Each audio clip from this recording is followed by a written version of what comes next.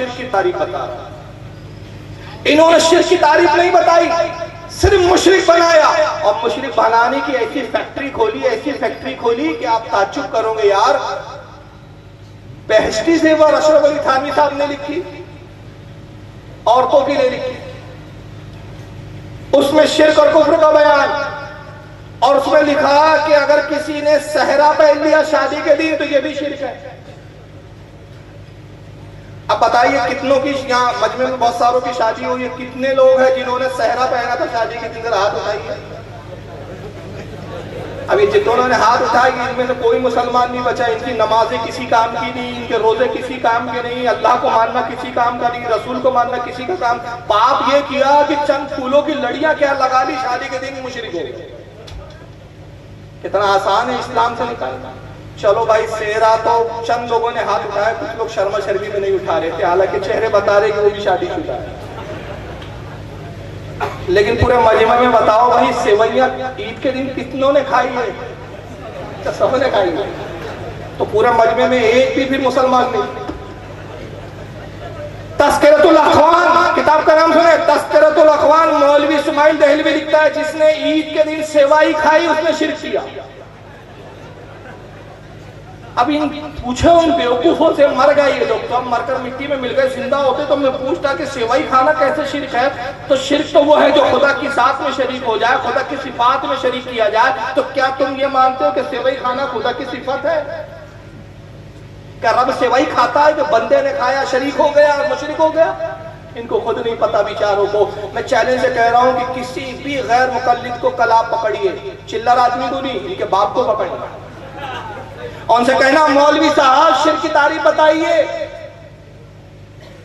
اور تاریخ قرآن و حدیث سے تمہارے عقل کا گھوڑا نہیں چاہیے، تمہاری کتاب نہیں، قرآن و حدیث سے بتائیے شرک کی تعریف۔ تو بغلے جھانکنے لگے، کیونکہ اس کو پتا ہے کہ جیسی میں شرک کی تعریف بیان کرنے لگوں گا تو آپ پلٹ کے کہوں گے مولوی صاحب شرک کی تعریف کی بنیاد پر تو سنی مسلمان کہیں بھی نہیں بیٹھتا، پھر آپ نے کن بنیادوں پہ اس کو مشرک کہا؟ تو کن بنیادوں پہ کہوں میں بعد میں بتاؤں گا، لیکن آئیے شرک کی تعریف یاد کر لیجیے۔ شرک کی تعریف یہ ہے کہ 3 قسم کا ہوتا ہے شرک۔ کتنی قسمیں ہیں شرک کی؟ چوتھی نہیں ہے، 5ویں 6ویں 7ویں کوئی نہیں ہے، صرف 3 شرک کی قسمیں جو قرآن میں بیان کی گئی، اللہ کے رسول نے جس کو واضح کیا۔ 3 شرک ہے۔ پہلا شرک، شرک فی الذات، اللہ کی ذات میں شریک کرنا، اور اللہ کی ذات میں شریک یہ کرنا کہ اللہ کے علاوہ کسی اور کو معبود، کسی اور کو خدا سمجھ لینا۔ میں نے اس کی تعریف میں یہ بھی بتا دیا جیسے مجوسی مشرک ہے، کیوں مشرک ہو گئے؟ انہوں نے اللہ کی ذات میں شریک کر کے خدا اور بڑھا دیا، خیر اور شر کی تقسیم کر دی۔ مجوسی مشرک ہو گئے تو خدا کو مانا، یعنی اللہ کو واحد ہی نہیں رکھا بلکہ واحد خدا کی ذات میں ایک اور خدا کو تراش لیا۔ یہودی بھی مشرک ہوئے اس دور کے، کیوں؟ انہوں نے بھی تو خدا کا تصور کیا، عزیر کو خدا کا بیٹا مان کر خدا کی ذات میں شریک کر دیا۔ عیسائی بھی مشرک ہو گئے کہ انہوں نے عیسیٰ مسیح کو خدا کا بیٹا جانا، اور انہوں نے 3 خدا کو تراش لیا۔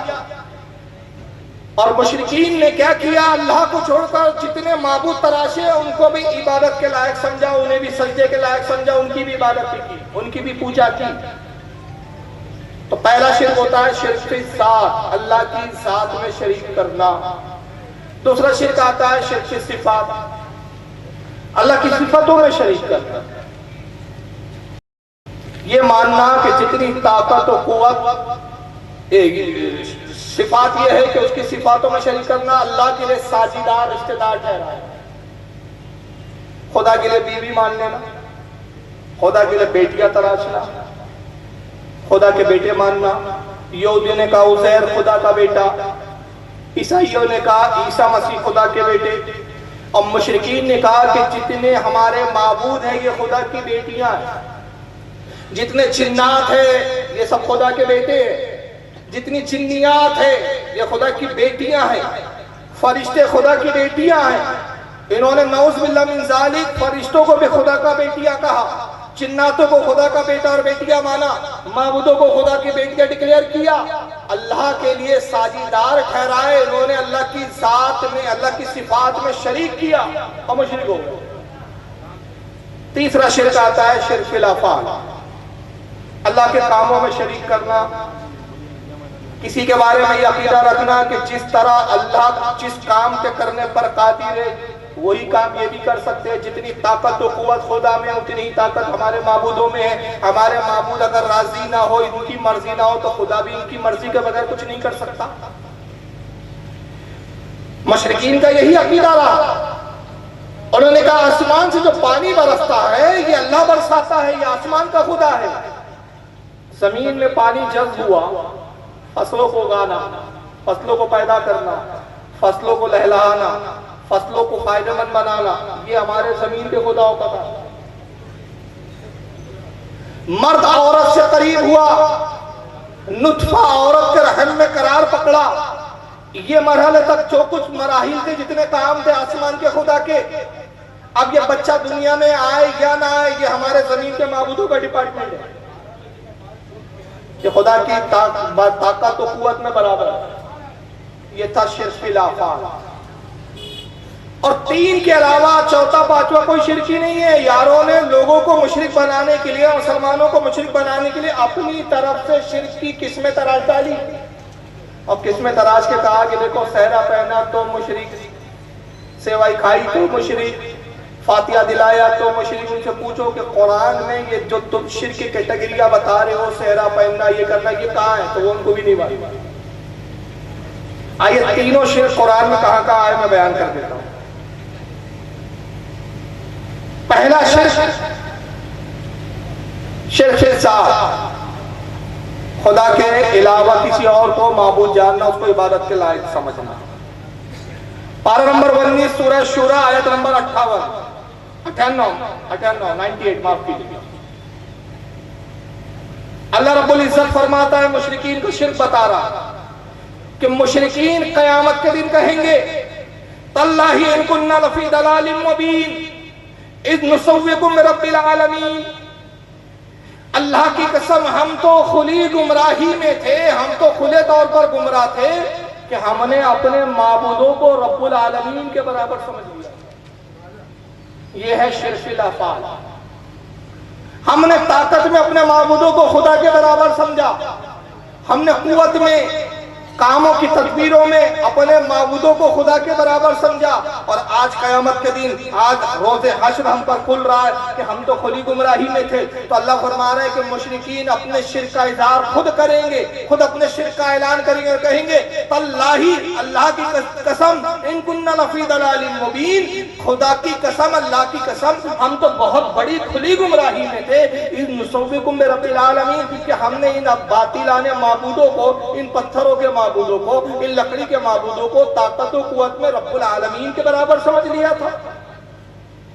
یہ شرک الافعال قرآن نے بیان کیا۔ شرک ذات کیا ہے؟ اللہ کے علاوہ دوسروں کو عبادت کے لائق سمجھنا، یہ بھی شرک مشرک کا قرآن بیان کر رہا ہے۔ پارہ نمبر 23 سورہ زمر آیت 3 میں اللہ ارشاد فرماتا ہے مشرکین کا جملہ، کہ جب مشرکین سے کہا جاتا ہے کہ تم ان معبودوں کو مت پوجو، اللہ واحد کی عبادت کرو، تو معبود کے بارے میں کیا کہتے ہیں؟ مشرکین کہتے ہیں ما نعبدہم الا لیقربونا الی اللہ زلفا، کہتے ہیں ہم ان معبودوں کو نہیں پوجتے مگر اس لیے پوجتے ہیں کہ یہ اللہ سے ہمیں قریب کر دیں گے، انہیں پوچھیں گے تو وہ راضی ہو جائیں گا، اس لیے ہم انہیں بھی پوچھتے ہیں، اسے بھی پوچھتے ہیں، اور اس کی رضا کے لیے انہیں پوچھتے ہیں، اور اس کی رضا، ان کی رضا کے لیے اسے پوجتے ہیں۔ تو وہ پوجتے ہیں اور کہتے ہیں ما نعبدہم، ہم اس لیے نہیں پوچھتے کیوں ہے؟ الا، اس لیے پوچھتے ہیں لیقربونا الی اللہ زلفا، اس لیے ہم پوچھتے ہیں کہ یہ ہمیں خدا سے قریب کرنے والے ہیں۔ یہ خدا کی ذات میں شریک کیا، یہ شرک قرآن کا بیان کر رہا ہے۔ اور تیسرا کیا تھا؟ صفات میں یہ کہ خدا کے لیے بیٹا بیٹی یہ سب تراشا، تو مشرکوں کا یہ شرک قرآن بیان کر رہا ہے۔ پارہ 7 سورہ انعام آیت نمبر 100 میں اللہ ارشاد فرماتا ہے کہ مشرکین کا عقیدہ بیان کر رہا ہے۔ اللہ کیا عقیدہ بیان کر رہا ہے؟ اللہ فرماتا ہے وَجَعَلُوا لِلَّهِ شُرَكَاءَ الْجِنَّ وَخَلَقَهُمْ وَخَرَقُوا لَهُ بَنِينَ وَبَنَاتٍ بِغَيْرِ عِلْمٍ۔ اللہ فرماتا ہے کہ اور ان مشرکوں نے ان بتوں کو اللہ کا شریک ٹھہرایا، اللہ نے خود انہیں پیدا کیا۔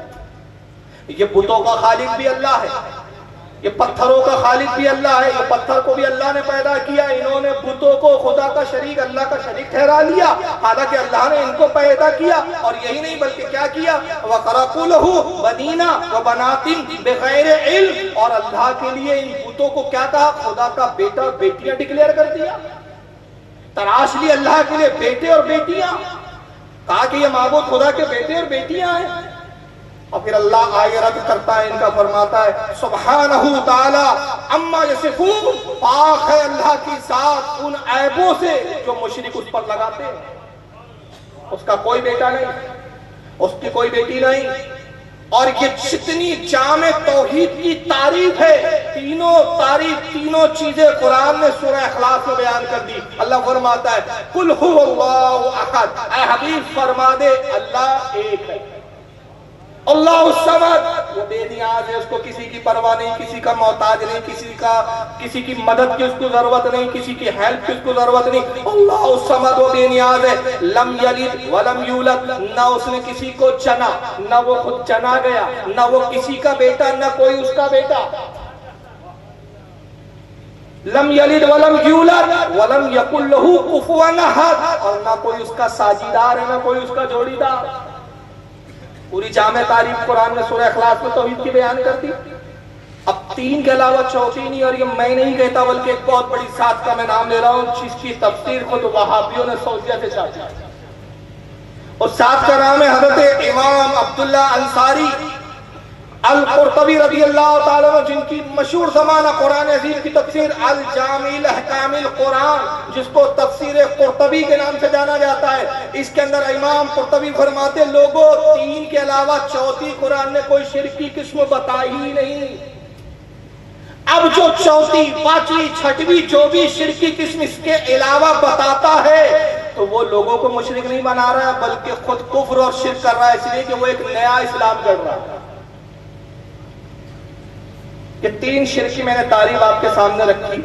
اب اس کے ضمن میں آنے والی گفتگو آپ کے بہت آسانی سے سمجھ میں آ جائیں گی، لیکن میں ایک بار آپ سے دہرانا چاہوں گا کہ شرک کی پہلی قسم کون سی ہے؟ بولیے، بھول گئے ابھی کیا؟ شرک ذات، مطلب اللہ کی ذات میں شریک کرنا، یعنی اللہ کے علاوہ کسی اور کو بھی خدا سمجھنا، عبادت کے لائق جاننا۔ دوسرا شرک صفات، یعنی اللہ کی صفات میں شریک کرنا، اللہ کے لیے بیٹا بیٹی ماننا۔ اور تیسرا شرک فی الافعال، اللہ کے کاموں میں شریک کرنا، طاقت و قوت میں، اختیار میں، دوسروں کو بھی خدا کے برابر سمجھنا۔ یہ تین قسمیں۔ اب ان تین شرک کی قسموں کو سامنے رکھیں اور جن بنیادوں پر اہل سنت و جماعت پہ شرک کے فتوے لگائے جا رہے ہیں اس بنیاد کو اب سامنے رکھیں۔ کہا تم صاحب اولیاء کے پاس جاتے ہو، ولیوں سے حاجت مانگتے ہو، اولیاء کرام کی قبروں پر حاضر ہوتے ہو، اولیاء کی قبروں پہ چادر چڑھاتے ہو، مشرک ہو گئے۔ تو میں آپ سے پوچھنا چاہتا ہوں ذرا سنی مسلمانوں مجھے بتاؤ، تمام اولیاء کی جماعت میں آپ سب سے بڑا ولی کسے مانتے ہیں؟ تو غوث اعظم کو آپ خدا مانتے ہیں یا خدا کے برابر مانتے ہیں؟ بولیے بولیے، خدا کے برابر مانتے ہیں؟ خدا مانتے ہیں؟ طاقت میں خدا کے برابر، قوت میں خدا کے برابر، اختیار میں خدا کے برابر، غوث پاک کو خدا کا بیٹا، خدا کی بیٹی، خدا کا رشتہ دار۔ کیا آپ غوث پاک کے بارے میں یہ عقیدہ رکھتے ہیں نعوذ باللہ من ذالک غوث پاک عبادت کے لائق ہے؟ آپ غوث پاک کو عبادت کے لائق سمجھتے ہیں؟ غوث پاک کو سجدہ کرتے ہیں، ان کی پوجا کرتے ہیں، ان کو معبود سمجھتے ہیں؟ نہیں۔ تو جب آپ خدا نہیں سمجھتے، خدا کے برابر نہیں سمجھتے، آپ غوث پاک کو خدا کا بیٹا نہیں سمجھتے، خدا کی بیٹی نہیں جانتے، آپ غوث پاک کو طاقت و قوت میں اللہ کے برابر، تو اس کے بعد پھر آپ مشرک ہوئے کیسے؟ پھر کون سی بنیاد بچی کہ آپ کو مشرک کہا گیا؟ قرآن کے مطابق تو شرک کی کسی کیٹیگری میں نہیں آپ بیٹھے۔ تو یاروں نے کہا یار اس لیے تو ہم شرک کی تاریخ نہیں